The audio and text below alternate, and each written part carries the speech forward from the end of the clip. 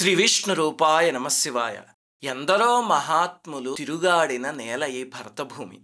మహనీయుల శక్తిని వాళ్ళ సమాధుల రూపంలో మనం ఇప్పటికీ భద్రపరుచుకున్నాం. అలాగా మీరు ఆసేతు హిమాచలం తిరిగితే కనుక ఎన్నో చోట్ల ఎంతో మంది మహనీయుల సమాధులు దర్శనమిస్తాయి.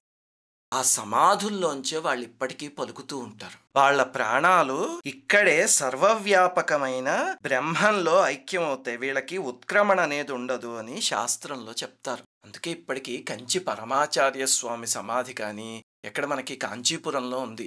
అలాగే శృంగేరిలో ఎంతో మంది మహనీయుల సమాధులు ఉన్నాయి. ఆ పీఠాధిపతుల సమాధులన్నీ అమ్మవారి ఆలయ ప్రాంగణంలోనూ ఆశ్రమ ప్రాంగణంలోనూ ఉన్నాయి. వాటిని అధిష్టానాలు అని పిలుస్తారు.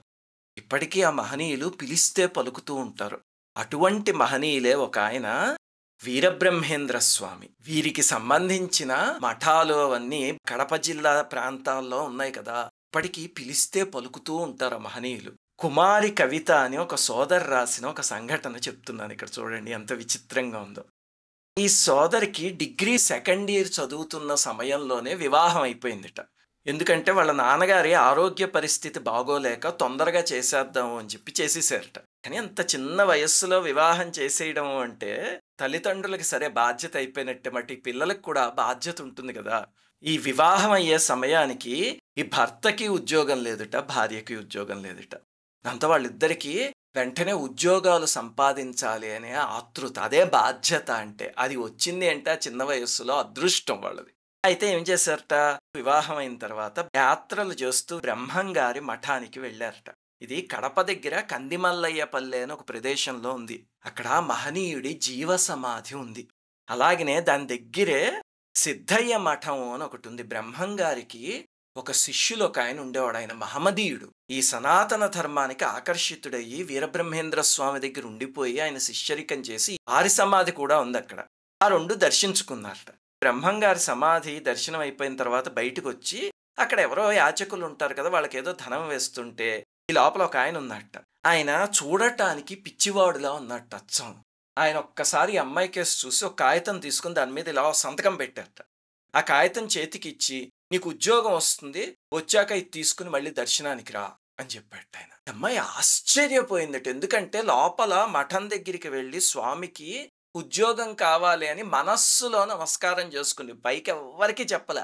బయటకు వచ్చేసరికి ఆయన చూడండి ఏదో కంపెనీ CEO లాగా ఒక సంతకం పెట్టేసేసి పేపర్ ఇచ్చి ఇదిగో ఉద్యోగం వస్తుంది పో అని చెప్పాడు. విచిత్రంగా ఏమిటంటే వెనక్కి వచ్చాక చదువు పూర్తి అయ్యేసరికి బ్యాంక్ ఎగ్జామ్స్ రాస్తూ ఉంటే రాసిన ఫస్ట్ అటెంప్ట్లోనే సెలెక్ట్ అయిపోయి బ్యాంకులో ఉద్యోగం వచ్చేసింట. అసలు మనకి గవర్నమెంట్ జాబ్ అలా ఫస్ట్ అటెంప్ట్లో రావడం అనేది ఎంత కష్టమో అందరికీ తెలుసు కదా.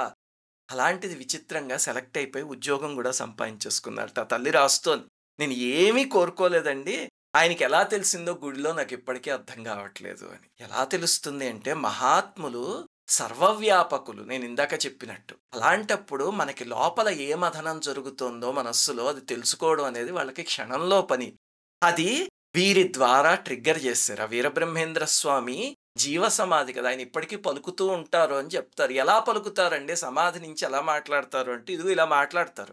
బయట వాక్కున్న వాళ్ళు ఎవరో ఉంటారు కదా, వాళ్ళకి మనస్సులో ప్రచోదనం కలిగించి వాళ్ళ ద్వారా మాట్లాడిస్తారు. ఇది మహాత్ముల శక్తి అంటే. గుర్తుపెట్టుకోండి, ఒక మనిషి పిచ్చివాడిలా కనిపించాడు అనుకోండి, తీసుకువెళ్ళి పిచ్చివాడు అని మనం ముద్ర వేసేయకూడదు. ఎందుకోసం అంటే మహాత్ములు చాలా మంది ఆ రకంగా ఉంటూ ఉంటారు. అవధూతలు మహాత్ములు వాళ్ళు. అందుకే శంకరాచార్యుల వారు వివేక చూడామణిలో బాలోన్మత్త పిశాచవత్ అని వర్ణిస్తారు.